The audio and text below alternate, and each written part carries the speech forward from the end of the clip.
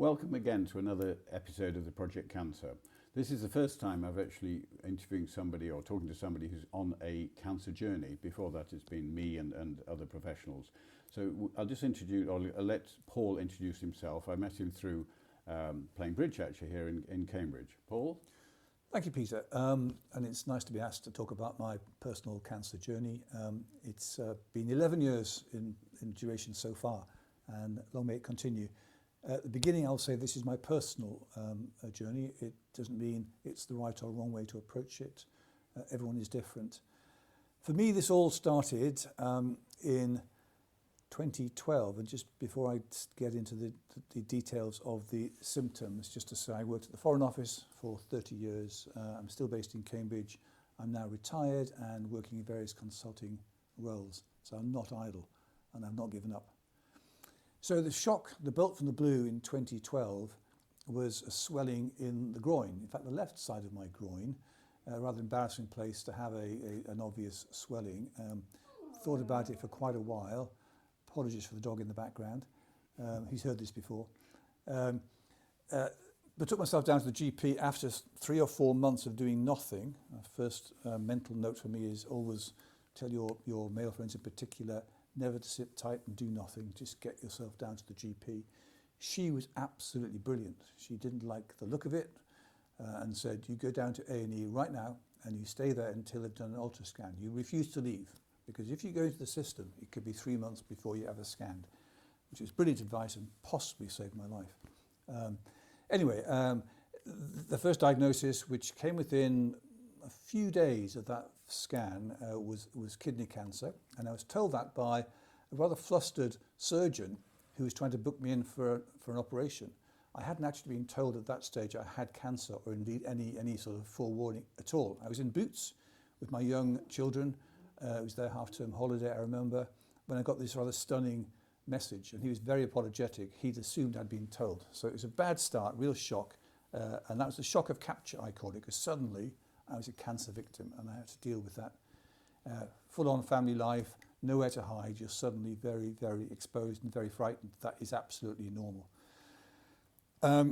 There's only one possible option, that was to have my kidney removed, my left kidney. I was stage 2B, I think they called it.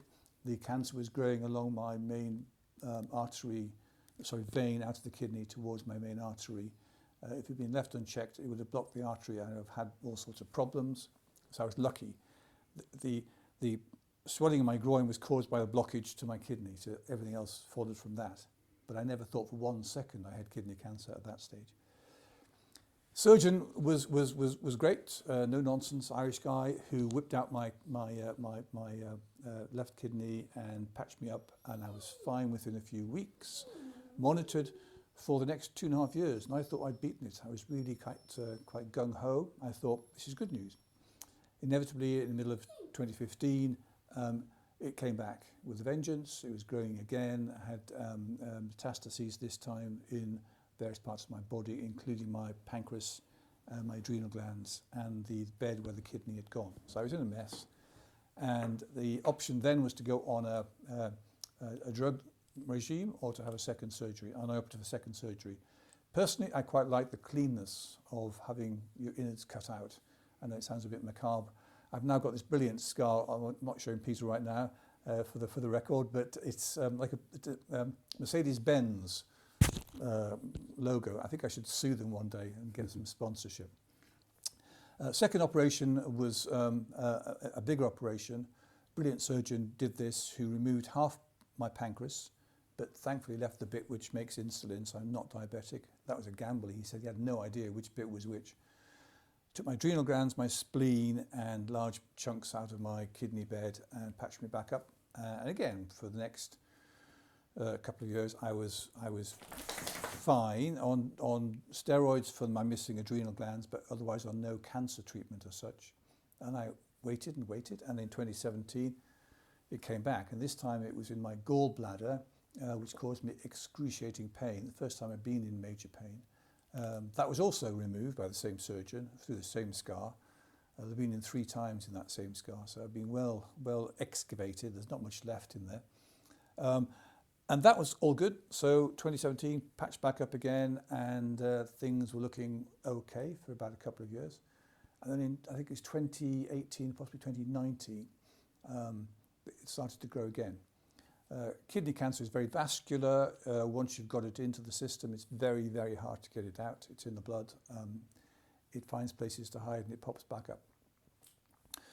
So I then had no choice. At that point, there was too much metastatic presence for a single operation, and even my brilliant surgeon said he couldn't actually operate with any hope of success. It had spread to my mediastinum between my heart and my lungs at that stage, and so that was a problem. Anyway. Thankfully, the oncologists at good old Addenbrooke's Hospital, I'm giving them a fantastic plug here, they were brilliant, found various drug regimes I could go on. Now, initially, I was offered a personalised cancer vaccine at Bart's Hospital, but I didn't go on that because I hadn't got a spleen and I wasn't eligible at the last minute. That was a shock. I then went on various combination of drugs. Not chemo, because chemo does not work for kidney cancer. It's just one of those things. Is that true? Any form of chemo? There's no chemo associated? No chemo, no. And radio, we'll come to radio in a second, but it's rarely curative for kidney cancer because of this vascularity. What is good for kidney cancer is a drug called a TKI, and I've forgotten the actual medical term. Well, I know that because I'm on that. It's a tyrosine kinase inhibitor. Thank you, Peter. Exactly what it is, which effectively stops blood vessels growing to support your tumours, therefore they can't expand. So you know what it's like, and they can be quite toxic. I can live with it quite comfortably, but it's it does cause my blood pressure to rise and one or two other issues. But in the great scheme of things, it's better than chemo.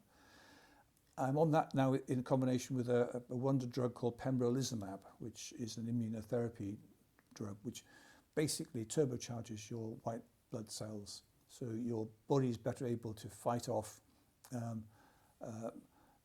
cancer cells, particularly with a particular type of protein on the outside. So that's my medical journey. I think here I am now, Peter will testify, reasonably healthy, living a completely normal life. After 11 years, of course, yeah. But can we, before we move on to, I'd love to talk to you about what you've learnt over the decade plus. I'm just 14 months into this. You've had a few medical emergencies that have been pretty worrying to your family. Yes. And particularly your wife. Yes. So occasional crises unexplained. One on Christmas Day, famously, where I had sepsis. They don't really know why that happened. It's probably a combination of the drugs not working or who knows. But I was hospitalised there with a very dangerous blood pressure, very, very high blood pressure. More recently than that, just last November, I had what was an adrenal crisis we discovered, where essentially without any adrenal glands, I'm dependent on artificial steroids to keep my body in balance. And for whatever reason, possibly COVID related, I spiraled down and the balance was lost. And when I was finally forced into an ambulance by my fabulous wife, who did a brilliant job because I didn't want to go, they discovered that my blood pressure was so dangerously low. I was very close to dying. That was 60 over 30 or something. 62 over 33 or something. Yes. Just extraordinary. When I got to hospital, they said, another hour, you would have been dead. So well done, Jane. She definitely saved me at least once. So yeah, from time to time, I have these unexplainable crises. So far, touch wood, I've survived. Again, I'm 10 minutes drive from Addenbrooke's, which has been a major factor. I should point out perhaps that all the drugs I've been on have been NHS drugs, NHS administered, except for pembrolizumab, which is not available on the NHS in England for kidney cancer. Bizarrely, it is available in Scotland for kidney cancer. It's a very expensive drug. So I'm actually in a private health clinic at Newmarket called the Genesis for the Pembro, which I'm lucky about. Thankfully, my wife has good medical insurance. I don't. And that's one of the issues. She has to stay working. Anyway, that's another yeah, but at the moment, your health is good. I mean, I'm good health, and I'm living a pretty normal life. I'm not running half marathons like Peter anymore, but I'm still fit. I'm cycling. I'm able to do most things that a 61-year-old man would be able to do. So I don't feel too... You can travel. You don't have a problem travelling. I can travel. I've just got to be careful to take all my drugs with me. I forgot once to take some drugs. Quite hard to get some of these drugs in weird places. So you had to have it couriered over. So it's couriered over, which is a bit of a drama. But by and large, I can do pretty much what I want to do. Occasionally, I get sore feet. I've got a few, the inevitable sickness and diarrhea that you get from any sort of drugs taken regularly. But I would say 90% of the time, I'm fit. Yeah, I remember seeing, when was it? I got it written down here, 3rd of January 22, I came to see you. At this point then, and we went through your because we'd known each other for about 4 or 5 years before that, you sort of to some extent horrified me, but I was in such a weird position at the time because the biopsies had been done, but they hadn't decided what to do with that data in order to put me on what is proving to be an extremely good TKI, specific to my mutation, of course. I remember that, Peter, because you were, obviously you had the shock of capture, suddenly the diagnosis. That's the hardest part of all, because you just don't know what you're dealing with. Yeah. The big C, it's still somehow, even in the 21st century, it's still a bit of a stigma, and you expect that is a death penalty, which it most of the time isn't. I think it's important for the it depends. I mean, lung cancer is the greatest killer of people in the UK. Yep. It's the third most popular, inverted commas, cancer. Breast cancer is the most popular, but doesn't kill anything like as many people. This is true. And the problem with lung cancer, particularly for those that don't smoke, is it's picked up really, really late. I was stage 4B straight away. So it's all over my body at that point. So. But looking at Peter now, he looks pretty fit, so he's got many more years. He'll make my 11 hopefully I'll do another half marathon in a year's time. Excellent. Anyway, so I learned quite a lot from seeing you in January last year, but I didn't write them all down. But I'd love to hear what you've learned and what our audience, whoever they are, could take away from this. These are personal messages and personal ideas I've had on this journey, and they're not all right or wrong. They're just the ones I would flag up in case they're useful to any of you. First of all, with friends and family, and certainly with children, be as honest as you possibly can, even if they're pretty young. My kids, when I was diagnosed, were 7, 9 and 11, I think. And we did tell them I had cancer. I was in a very serious position, and they knew all about my issues from an early stage. I found that helpful, and I think 11 years on, they've all said that they'd like to know. They would hate it to have been kept in the dark. So I think but at the same time, a 7-year-old's not going to be able to understand intellectually, so you must have been cautious about how much you said, I'm sure. Yeah, you don't blind them with Latin words and drug names, but you do say, I'm seriously ill, I'm having a major operation, I do have cancer. We didn't hide away from the children and telling them. That was our personal choice. It's by far and away harder for your partner. Whatever you're going through, however shocked you feel, your partner's feeling it worse. Definitely Jane was an absolute angel through the early stages in particular, and even to this day, 11 years later. So it's harder for your partner. Make friends with your medical staff. I mean, this is a hot tip. When you go into those waiting rooms, you've got them for about 5 minutes, and they're always too busy, and they want to head off and do something else. Don't let them. Take somebody else as an escort if needed. Have a list of questions and interrogate them, because this is really important. This is your life could depend on some of the answers. So absolutely nail them to the floor. They're yours. But at the same time, don't be an obstreperous, difficult patient, because you need a relationship. You need to build a relationship. They've got to be your friends. They've got to have a warm glow when you come back the next time, not that angry bastard who you can't bear. So no, you've got to be friendly but firm but fair at all times. Network like crazy. This is terrible, but anybody you know who's ever had any medical experience, whatever, you call them up. Don't be shy. Just find out as much as you can. I was lucky. Well, he's now dead, so not that lucky. But an old friend of mine was at Bart's at the time, Bart's Hospital in London, and he introduced me to his oncologist, and I got onto their scheme as well. So I had 2 hospitals looking after me for a while. So don't be afraid to network. Use your social capital. I know that sounds terrible, but hey, you only got one life. Don't get terrified by the rubbish online. We all do it. We all read every story about this, that and the other, and I think I found that unhelpful. The stats in particular are about averages, about medians. They're not about you, so take them with a pinch of salt. There will be data. There are some. I mean, there are good data. Yes, NHS possibly the specific charity for your Macmillans. There will be stuff that you. There is stuff. It's useful to know, because you can't hide from the basic fact. But a median is not you. A median is just the average. That doesn't mean you're going to be that average. Where you want to be is in the far tail, the longest tail of the bell curve, where you live the longest, and that's That's where you've got to aim to be. And keep thinking. People do live forever. People recover. So it is possible.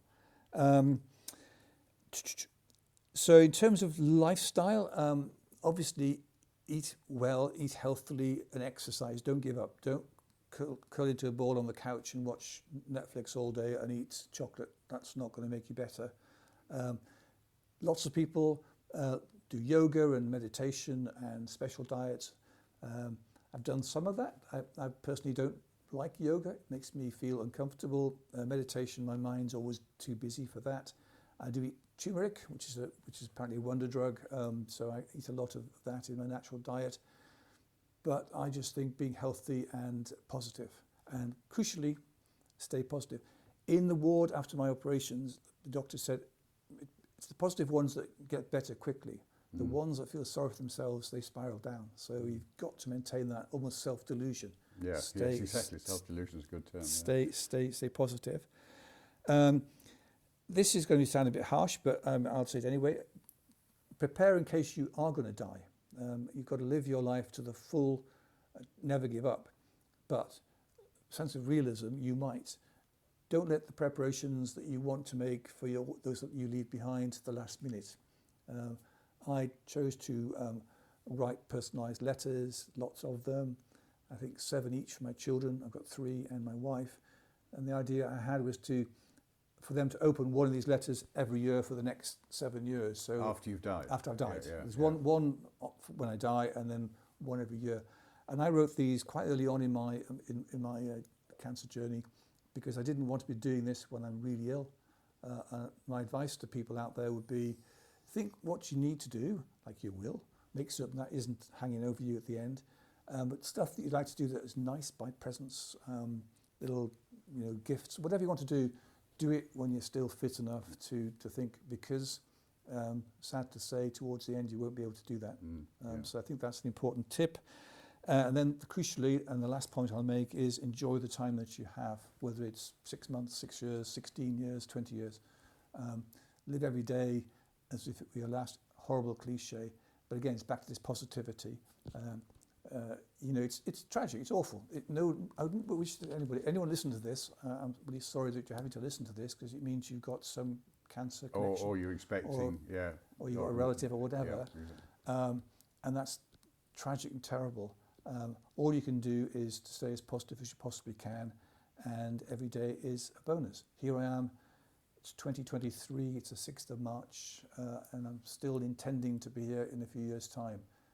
Loving every minute of it, and I don't let the cancer dominate everything I do. It's with me. It's always going to be with me. It's there. I can't pretend it's gone. It hasn't. It's still there. The tumours are still there, but it doesn't dictate my life. It's part of me. It's not all of me.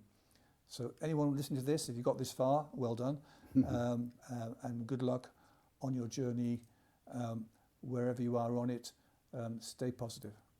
Great, Paul. Thank you very much. You've been very open and honest. This is exactly what people need to hear. I have been driving the whole of this YouTube channel. So to the audience, I hope you've enjoyed this episode and learned from Paul's journey. Thank you very much for listening.